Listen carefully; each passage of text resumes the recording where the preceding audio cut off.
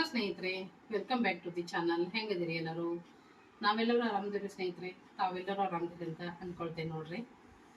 ಬರ್ರಿ ಸ್ನೇಹಿತರೆ, ನಿಮ್ಗಳ ಜೊತೆ ಸ್ವಲ್ಪ ಮಾತಾಡೋಣ ಅಂತ ಹೇಳಿ. ಏನಿಲ್ಲ, ನಿಮ್ಮ ಕಮೆಂಟ್ಸ್ಗೆ ಉತ್ತರ. ಹೌದು ಸ್ನೇಹಿತರೆ, ಸಾಕಷ್ಟು ಜನ ಕಮೆಂಟ್ಸ್ ಹಾಕ್ತಾನೆ ಇದ್ದೀರಿ. ಹಾಗೇನ ನನ್ನೆಲ್ಲ ಸ್ನೇಹಿತರು ಯಾರ ಹತ್ರ ನಂದು ನಂಬರ್ ಐತಿ ಅವರು ಎಲ್ಲರೂ ಆತ್ಮೀಯರಂತಾನೆ ಹೇಳ್ಬೋದು. ಅವರು ಎಲ್ಲರೂ ಕಾಲ್ ಮಾಡಿ ಕೇಳ್ತಾನೆ ಇದ್ರಿ. ಏನ್ ಕೇಳ್ತಾ ಇದ್ರಿ, ಏನಪ್ಪ ಕ್ವಶನ್ನು ಅಂತಂದ್ರೆ, ನೀವ್ ಯಾಕೆ ಪೂಜನ್ ಹತ್ರ ಹೋಗಿಲ್ಲ, ನೀವು ನಿಮ್ ತಂಗಿ ಇನ್ನೂವರೆಗೇನು ಯಾಕೆ ಪೂಜನ್ ಹತ್ರ ಹೋಗಿಲ್ಲ, ಬಹಳ ದಿನದ ಮೇಲೆ ಪಾಪು ಆಗೈತಿ, ಅಥವಾ ಎಷ್ಟು ದಿನದ ಮೇಲೆ ಆಕಿಗೆ ಡೆಲಿವರಿ ಆಗೈತಿ, ಎಷ್ಟು ದಿನದ ಮೇಲೆ ಆಕಿಗೆ ಮಗು ಆಗೈತಿ, ಆದ್ರೂ ನೀವಿಬ್ರು ಅಕ್ಕ ತಂಗಿ ಯಾಕೆ ಹೋಗಿಲ್ಲ, ಏನಾಯ್ತು, ಮತ್ತ ತೊಟ್ಲ ಶಾಸ್ತ್ರಕ್ಕಾದ್ರೂ ಹೋಗ್ಬೋದಿತ್ತಲ್ಲ, ಯಾಕೆ ಹೋಗಿಲ್ಲ, ಏನಾಯ್ತು ತಿಳಿಸ್ರಿ, ಅಥವಾ ಹೋಗಿ ಬರ್ರಿ ಒಂದ್ಸರಿ, ಮತ್ತು ಹೋಗಿ ವಿಡಿಯೋ ಮಾಡ್ರಿ, ನಮಗೂ ಶೇರ್ ಮಾಡ್ರಿ, ನಾವು ನೋಡಬೇಕು. ಪೂಜಾನ್ ಭಾಳ ದಿವಸ ನೋಡಿಲ್ಲ. ಮತ್ತು ಪೂಜಾ ಅಕ್ಕ ಹೆಂಗಿದಾಳು, ಹೋದ್ರೆ ನಮಗೂ ಕೂಡ ತೋರಿಸ್ರಿ. ಪೂಜಾ ಅಕ್ಕ ಅಂದ್ರೆ ಭಾಳ ಇಷ್ಟ, ಭಾಳ ದಿವಸ ಆಯ್ತು ವಿಡಿಯೋ ಒಳಗೆ ಪೂಜಾ ಅಕ್ಕ ನೋಡೇ ಇಲ್ಲ.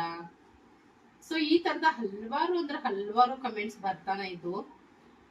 ಸೊ ನನಗೆ ಬಿಡುವಿರ್ಲಿಲ್ಲ. ನೋಡಿದ್ರಿ ನೀವು, ಆರ್ಡರ್ ಮೇಲೆ ಆರ್ಡರ್ನ ಇದ್ವು. ಸೊ ಹಿಂಗಾಗಿ ಇಷ್ಟ ಆರಾಮಾಗಿ ಕುತ್ಕೊಂಡು ನಿಮ್ಮ ಕಮೆಂಟ್ಸ್ಗೆ ಉತ್ತರ ಕೊಡುವಷ್ಟು ನನಗೆ ಸ್ವಲ್ಪ ಬ್ಯುಸಿ ಇದೆ ಅಂತಲೇ ಹೇಳ್ಬೋದು. ಹಿಂಗಾಗಿ ಅದನ್ನ ಶೇರ್ ಮಾಡಕ್ ಆಗಿರ್ಲಿಲ್ಲ.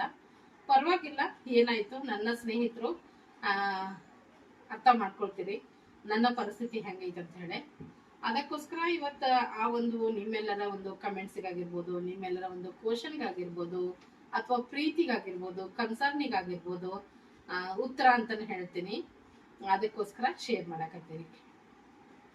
ಹೌದು ಸ್ನೇಹಿತರೆ, ನಾನು ಮತ್ತು ತಂಗಿ ಹೋಗೇನ ಇಲ್ಲ. ಸ್ನೇಹಿತರೆ ನೋಡ್ರಿ, ಇವತ್ತಿನ ನನ್ನ ಬಿಸ್ನೆಸ್ಸಲ್ಲೇ ಆರ್ಡ್ರ್ ಇತ್ತು ಬೇಸನ್ ಲಡ್ಡು. ಸೊ ನೋಡ್ತಾ ಇದ್ರಲ್ಲ, 1 kg besan laddu and 1 kg ರವೆ ಲಡ್ಡು ಇತ್ತು. ಸೊ ಎರಡೂ ಕೂಡ ಮಾಡಿದ್ದೀನಿ ನಾನು. ಈಗ ಪ್ಯಾಕ್ ಮಾಡಬೇಕು, ಅಂದರೆ ನಮ್ಮ ಲೋಕಲ್ದವ್ರದ್ದೇ ಇದು, ಧಾರವಾಡದವ್ರದ್ದೇ. ಸೊ ಈಗ ಜಸ್ಟ್ ನನ್ನ ಪ್ಯಾಕ್ ಮಾಡಕ್ಕೆ ತೊಗೊಂಡು ಬಂದೆ, ಅದಕ್ಕೆ ನಿಮ್ಮ ಜೊತೆ ಶೇರ್ ಮಾಡಿದೆ ನೋಡ್ರಿ. ಸೊ ನೋಡ್ರಿ ಸ್ನೇಹಿತರೆ, ಅಂದರೆ ನಾನು ಏನು ಆರ್ಡ್ರ್ ಬರ್ತೈತಿ, ಅಂದರೆ ಎಷ್ಟು ಕ್ವಾಂಟಿಟಿಗೆ ಆರ್ಡ್ರ್ ಬರ್ತೈತೆ ಅಲ್ರಿ ಅಷ್ಟೇ ಮಾಡ್ತೀನಿ. ಯಾವುದನ್ನು ರೆಡಿ ಮಾಡಿ ಇಡಂಗಿಲ್ಲ. ಅಂದರೆ ಆರ್ಡ್ರ್ ಬಂದಾದ್ಮೇಲೆ ಫ್ರೆಶ್ ಆಗಿ ಪ್ರಿಪೇರ್ ಮಾಡೇನ ಕೊಡೋದಂತ ಹೇಳಿ. ಸೊ 1 kgದ ಸಿಂಗಲ್ ಲಾಟ್ ಅಂತಲೇ ಹೇಳ್ಬೋದು. ಯಾವುದು ಎಕ್ಸ್ಟ್ರಾ ಮಾಡಿ ನಾನು ಎತ್ತಿಡಂಗಿಲ್ಲ ಸ್ನೇಹಿತರೆ. ರವೆ ಲಡ್ಡು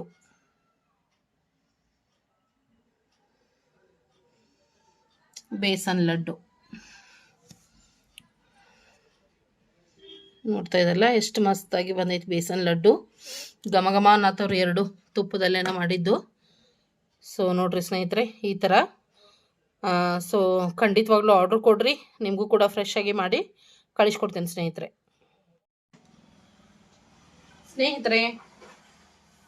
ನೋಡ್ರಿ, ಇವತ್ತಿನ ಆರ್ಡ್ರ್ ಚಕ್ಲಿ ಕೂಡ ಇತ್ತು. ಲಡ್ಡು ಅಂತೂ 2 ಪ್ಯಾಕ್ ಮಾಡಿದೆ, ನೋಡ್ತಾ ಇರ್ಬೋದು. ಸೊ 2 ಲಡ್ಡು ಪ್ಯಾಕ್ ಮಾಡಿದೆ. ಈಗ ಚಕ್ಲಿ ಪ್ಯಾಕ್ ಮಾಡ್ಬೇಕು ನೋಡ್ರಿ. ಸೊ ಒಂದೇ ಕಸ್ಟಮರ್ದು ರವೆ ಲಡ್ಡು 1 kg, ಬೇಸನ್ ಲಡ್ಡು 1 kg, ಹಾಗೆ ಚಕ್ಲಿ 1 kg ಸ್ನೇಹಿತರೆ. ಸೊ ಚಕ್ಲಿನೂ ಈಗ ಪ್ಯಾಕ್ ಮಾಡ್ತೀನಿ ಸ್ನೇಹಿತರೆ. ಸೊ ನೋಡ್ರಿ, ಮಸ್ತಾಗಿ ಬರ್ತಾವೆ. ಯಾರಿಗಾದ್ರೂ ಬೇಕಾದ್ರೆ ಖಂಡಿತವಾಗ್ಲೂ ನನಗೆ ಆರ್ಡ್ರ್ ಕೊಡ್ರಿ. ಇವತ್ತಿನ ನನ್ನ ಒಂದು ಆರ್ಡರ್ಸಲ್ಲೇ ಫ್ರೆಶ್ ಆದ ಬಾದಾಮ್ ಪುರಿ ರೆಡಿ ಆಗೈತೆ ನೋಡ್ರಿ. ಸೊ ನೋಡ್ತಾ ಇರ್ಬೋದು, ಮೊನ್ನೆ ನಾನು ಬಾದಾಮ್ ಪುರಿ ಮಾಡಿದಾಗ ಲೆಮನ್ ಯೆಲ್ಲೋ ಕಲರಲ್ಲೇ ಮಾಡಿದ್ದೆ. ಸೊ ಇವತ್ತು ಲೆಮನ್ ಆರೆಂಜ್ ಅಂತಲೇ ಹೇಳ್ಬೋದು. ಸೊ ಒಂದು ಆರೆಂಜ್ ಕಲರಲ್ಲಿ ನಾನು ಬಾದಾಮ್ ಪುರಿನ ಪ್ರಿಪೇರ್ ಮಾಡಿದ್ದೀನಿ. ಫ್ರೆಶ್ ಆದ ಒಂದು ಲಾಟ್ ರೆಡಿ ಆಯಿತು. ಸೊ 1 kgದ ಆರ್ಡರ್ ಇತ್ತು. ಸೊ ಹೀಗಾಗಿ ನಾನು ಈ ಬಾದಾಮ್ ಪುರಿನ ಜಸ್ಟ್ ಈಗ ಪಾಕದಾಗ ಅದ್ದಿ ತೆಗ್ದೇನೆ ನೋಡ್ರಿ. ಸೊ ನೋಡ್ತಾ ಇರ್ಬೋದು, ಕೊಬ್ಬರಿ ತುರಿಲೇ ಅಲಂಕಾರ ಮಾಡೀನಿ. ಚೆನ್ನಾಗಿ ಅನ್ನಿಸ್ತೈತೆ ಅಂತ ಹೇಳಿ. ಸಖತ್ ಅಂದ್ರೆ ಸಖತ್ ಕ್ರಿಸ್ಪಿಯಾಗಿ, ಜ್ಯೂಸಿಯಾಗಿ, ಟೇಸ್ಟಿಯಾಗಿ ಬಂದಿರ್ತಾವೆ ಇವು ಬಾದಾಮ್ ಪುರಿ. ನೋಡ್ತಾ ಇರ್ಬೋದು. ಸೊ ಇವತ್ತು ಕೊರಿಯರ್ ಹೋಗಬೇಕು, ಅದಕ್ಕೋಸ್ಕರ ಇವತ್ತು ಮಾಡಿದೆ ಫ್ರೆಶ್ ಆಗಿ. ನಿನ್ನೆ ದಿವಸ ಲೋಕಲ್ ಆರ್ಡ್ರ್ ಇತ್ತು, ಅದು ಸ್ವಲ್ಪ ಅರ್ಜೆಂಟ್ ಇತ್ತು, ಅದಕ್ಕೆ ಅದನ್ನು ಮೊದಲು ಮುಗಿಸಿದೆ. ಯಾಕಂದ್ರೆ ಅವ್ರು ಊರಿಗೆ ಹೋಗೋರು ಇದ್ದರು. ಸೊ ಅದಕ್ಕೋಸ್ಕರ ಅವರಿಗೆ ಮೊದಲ ನಿನ್ನೆ ಕಳಿಸ್ಬಿಟ್ಟೆ. ಆ್ಯಕ್ಚುಲಿ ನಿನ್ನೆ ಕೊರಿಯರ್ ಹೋಗಬೇಕಾಗಿತ್ತು ನಂದು. ಕೇರಳದೈತ್ರಿ, ಕೇರಳ ಹೋಗಬೇಕಿದ್ದು ಬಾದಾಮ್ ಪುರಿ. ಸೊ ನಿನ್ನೆ ಲೋಕಲ್ ಅರ್ಜೆಂಟ್ ಇದ್ದಿದ್ದಕ್ಕೆ ಇದನ್ನು ನಾನು ಸ್ಕಿಪ್ ಮಾಡಿ ಅವ್ರದ್ದು ಮಾಡಿಕೊಟ್ಟೆ. ಯಾಕಂದ್ರೆ ಅವ್ರದ್ದು ಫ್ರೆಶ್ ಆಗಿ ಬೇಸನ್ ಮತ್ತು ರವೆ ಉಂಡೆ ಮತ್ತು ಚಕ್ಲಿ ನಿನ್ನೆ ದಿವಸನ ಮಾಡಿದ್ದೆ, ನಿನ್ನೆ ದಿವಸನ ಕಳಿಸ್ಕೊಟ್ಟೆ, ನೋಡಿದ್ರೆ ಅದನ್ನು ನೀವು. ಸೊ ಇವತ್ತು ಎಷ್ಟೊತ್ತಿದ್ರು ಕೊರಿಯರ್ ಹೋಗಬೇಕು.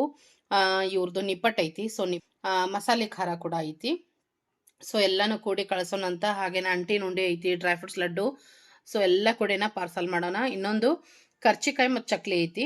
ಸೊ ಕರ್ಚಿಕಾಯಿ ಅಂತೂ ಮೊನ್ನೆ ದಿವಸ ಮಾಡಿದ್ದೆ, ತೋರಿಸಿದೆ ನಿಮಗೆ. ನಾನು ಮಾಡಿ ಮುಗಿದ್ಮೇಲೆ ತೋರ್ಸೋಕ್ಕಾಗಲಿಲ್ಲ, ಬಟ್ ಅವತ್ತು ಮಾಡಿ ಎಲ್ಲ ಪ್ಯಾಕ್ ಮಾಡಿ ಇಟ್ಟೀನಿ.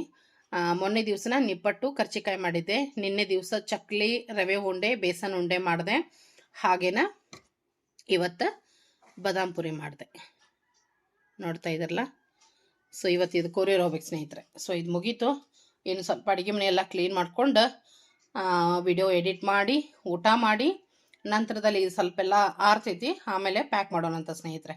ಸೊ ನೋಡ್ರಿ, ನಿಮಗೇನಾದರೂ ಬೇಕಾದರೆ ಖಂಡಿತವಾಗ್ಲೂ ಆರ್ಡರ್ ಮಾಡಿರಿ. ಸ್ಕ್ರೀನ್ ಮೇಲೆ ನಂಬರ್ ಕಾಣಿಸ್ತಾ ಇದೆಯಲ್ಲ, ವಾಟ್ಸಪ್ ಆದರೂ ಮಾಡಿರಿ, ಇಲ್ಲ ಕಾಲ್ ಮುಖಾಂತರ ಆದರೂ ನನಗೆ ಆರ್ಡರ್ ಮಾಡ್ಬೋದು.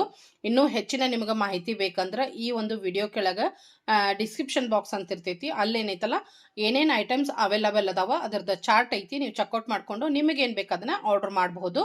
So minimum quantity 1/2 kg order ಕೊಡ್ಬೋದು ನನಗೆ.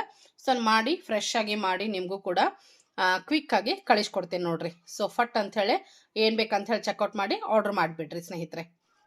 ಸರಿ ಸ್ನೇಹಿತರೆ, ಮತ್ತೆ ಸಿಗ್ತೀನಂತ.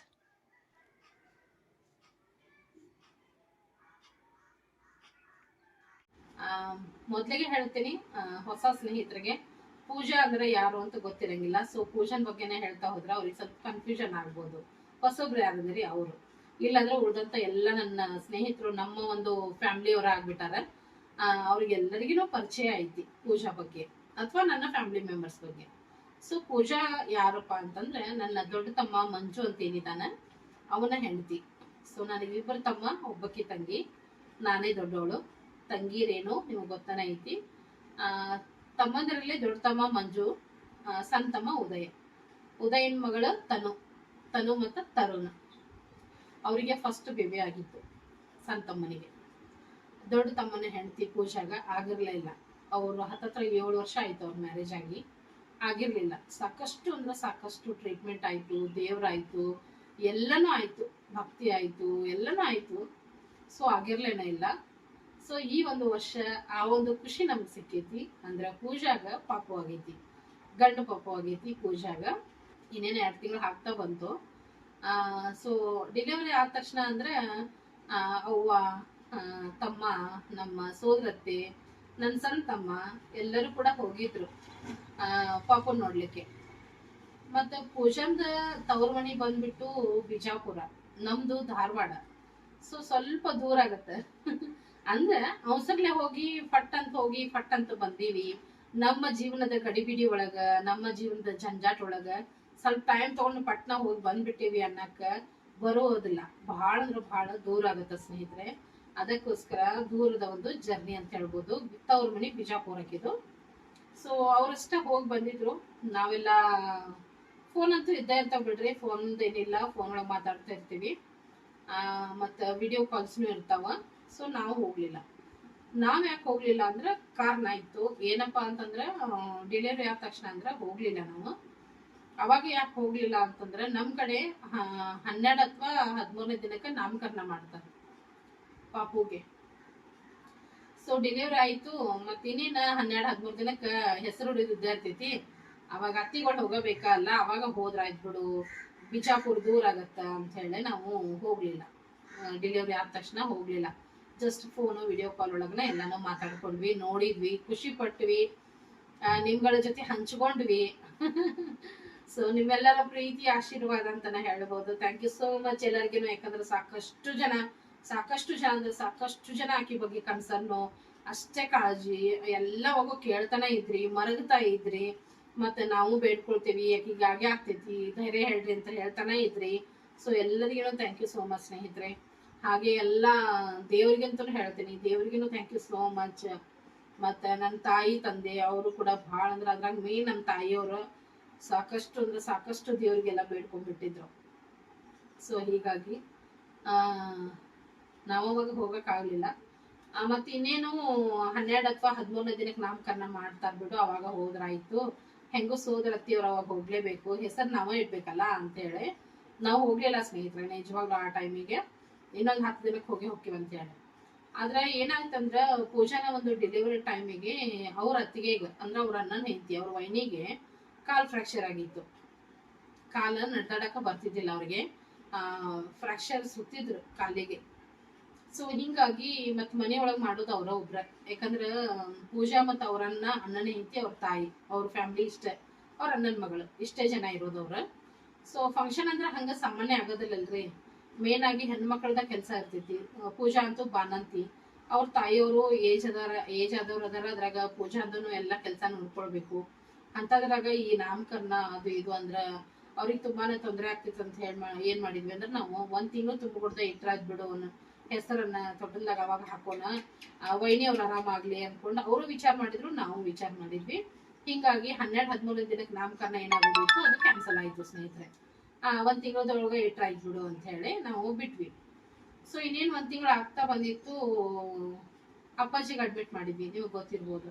ಸೊ STM ಅಲ್ಲಿ ಅವ್ರಿಗೆ ಅಡ್ಮಿಟ್ ಮಾಡಿದ್ವಿ. ಅವ್ರಿಗೆ ತುಂಬಾನೇ ಸೀರಿಯಸ್ ಆಗಿ ಇಮಿಡಿಯೇಟ್ ಆಗಿ ಅವ್ರಿಗೆ ಅಡ್ಮಿಟ್ ಮಾಡ್ಲೇಬೇಕನ್ನುವಂತ ಒಂದು ಪರಿಸ್ಥಿತಿ ಒಳಗ ಅವ್ರಿಗೆ ಅಡ್ಮಿಟ್ ಮಾಡಿದ್ವಿ. ಹಿಂಗಾಗಿ 1 ತಿಂಗಳು ತುಂಬಿಕೊಡ್ದನು ನಮ್ಗ ನಾಮಕರಣ ಮಾಡಕ್ ಆಗ್ಲಿಲ್ಲ. ಸೊ ಇದು 12ನೇ ಅಂದ್ರೆ 12 ದಿವ್ಸಕ್ಕ ಅವಾಗ ಹೋದ್ರದ್ ಬಿಡಂತ ಬಿಟ್ಟಿದ್ವಿ. 12 ದಿವ್ಸಕ್ಕೆ ಆಗ್ಬೇಕಂದ್ರ ಮತ್ ಏನಂದ್ರು, ಇಲ್ಲ 1 ತಿಂಗಳು ತುಂಬಿಕೊಡ್ದಾಗ ಮಾಡನ್ ಬಿಡು ಅಂದ್ರು. ಸೊ ಮತ್ತೆ ಇನ್ನೇನ 10-12 ದಿವ್ಸ ಐತ್ ಬಿಡು, ಅತ್ತಾಗ 1 ತಿಂಗಳು ತುಂಬಿಕೊಡ್ದಾಗ ನಾಮಕರಣ ಐತಿ ಅವಾಗ ಹೋದ್ರಾಯ್ತು ಅಂತಂದ್ ಬಿಟ್ವಿ. ಮತ್ತ 1 ತಿಂಗಳು ತುಂಬಿಕೊಡ್ದಾಗ ಮಾಡ್ಬೇಕು ಅನ್ನೋರಾಗ ಅಂದ್ರೆ ಅಪ್ಪಾಜಿದ್ ಹಿಂಗಾಯ್ತು, ನಡಕ ದೀಪಾವಳಿ ಹಬ್ಬನೂ ಬಂತು. ಮತ್ತೆ ನನಗೂ ಕೂಡ ಸ್ವಲ್ಪ ಆರ್ಡರ್ಸ್ ಇತ್ತು. ಹಿಂಗಾಗಿ ಎಲ್ಲನೂ ಕೂಡ ಅದು ತಿಂಗಳು ತುಂಬಿಕೊಡ್ದಾಗ ಮಾಡೋದನ್ನು ನಾಮಕರಣ ಅಥವಾ ತೊಟ್ಟಿಲ ಶಾಸ್ತ್ರನೂ ಅವಾಗನು ಕ್ಯಾನ್ಸಲ್ ಆಯ್ತು. ಅದೆಲ್ಲ ಕ್ಯಾನ್ಸಲ್ ಆಗಿ ಈಗ 2 ತಿಂಗಳು ತುಂಬಿ 3ನೇ ತಿಂಗಳು ಸ್ಟಾರ್ಟ್ ಆಗ್ತಿತ್ತಲ್ಲ ಅವಾಗ ಮಾಡೋದಂತ ಹೇಳಿ ಡಿಸೈಡ್ ಮಾಡಿದ್ರೆ ಮತ್ತೆ ಇಷ್ಟ ಬಿಟ್ಟೇವಿ, ಹೋಗ್ಲಿ ಬಿಡು ಅವಾಗ ನಾನು ನಾಮಕರಣಕ್ಕೆ ಹೋದ್ರಾಯ್ತು ಅಂತ ಹೇಳಿ ಹೋಗ್ಲಿಲ್ಲ. ಯಾಕಂದ್ರೆ ನನಗೆ ಆರ್ಡರ್ಸ್ ಇದ್ದು ಸ್ನೇಹಿತರೆ. ಹಿಂಗಾಗಿ ಮತ್ತೆ ಕೆಲ್ಸಾನು ಇಂಪಾರ್ಟೆಂಟ್ ಅಲ್ರಿ, ಈ ಕೆಲಸ ಮಾಡ್ಲಿಲ್ಲ ಅಂದಾಗ ಹಬ್ಬದಾಗ 1-2 ಆರ್ಡರ್ಸ್ ಇರ್ತಾವ ನನಗ, ಅವಾಗೂ ದುಡ್ಕೊಲಿಲ್ಲ ಅಂದ್ರೆ ನನಗೂ ತುಂಬಾನೇ ತೊಂದರೆ ಆಗ್ತೈತಿ. ಹಿಂಗಾಗಿ ಬಿಟ್ವಿ. ಆಮೇಲೆ ಯಾವಾಗಾದ್ರೂ ಹೋಗ್ಬೇಕನ್ನೋರಾಗಂದ್ರ ಮಗಳದ ಎಕ್ಸಾಮ್ ಸ್ಟಾರ್ಟ್ ಆದವು. ತಂಗಿಗೆ ರಜೆ ತಗೊಂಡ ಕಡೆಗೆ ಹೋಗ್ಯಾರ ಬಂದ್ರಂತಂದ್ರ ಮಗಳಿಗೆ ಎಕ್ಸಾಮ್ ಇದ್ದು.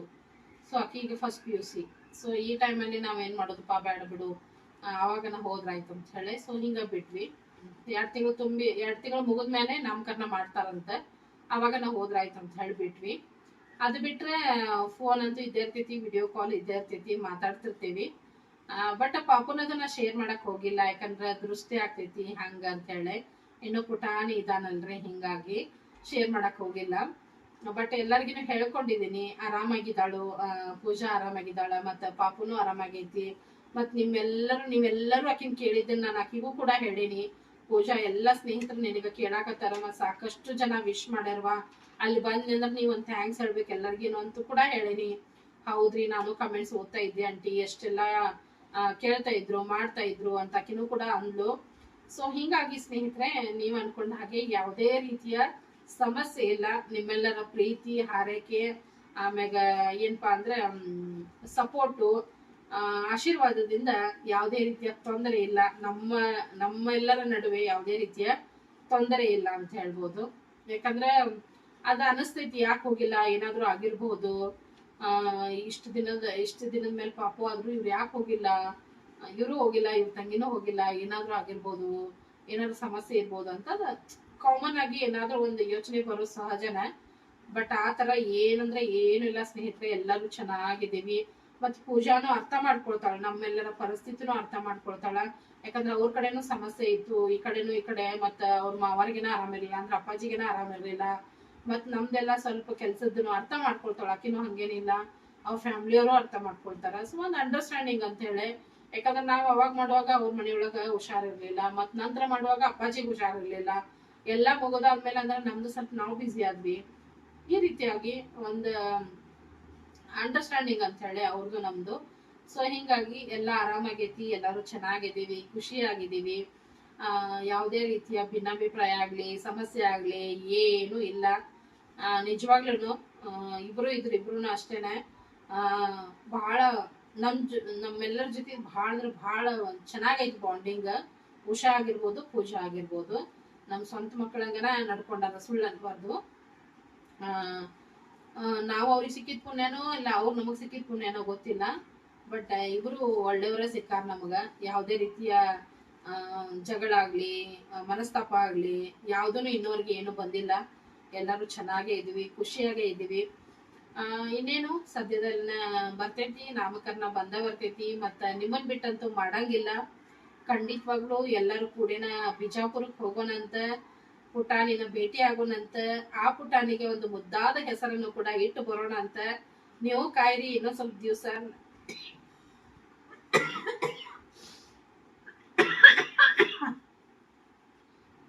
ವೇಟ್ ಮಾಡ್ರಿ. ಹಾಗೇನ ಪೂಜಾ ಅವ್ರ ತವ್ರ ಮಣಿನ ಎಲ್ಲರನ್ನೂ ಭೇಟಿಯಾಗಿ ಬರೋಣ ಅಂತ ಸ್ನೇಹಿತರೆ. ಇನ್ನೇನ್ ದೂರ ಇಲ್ಲ, ಇಷ್ಟ ದಿನ ವೇಟ್ ಮಾಡ್ರಿ, ಇನ್ನೊಂದ್ ಸ್ವಲ್ಪ ವೇಟ್ ಮಾಡ್ರಿ.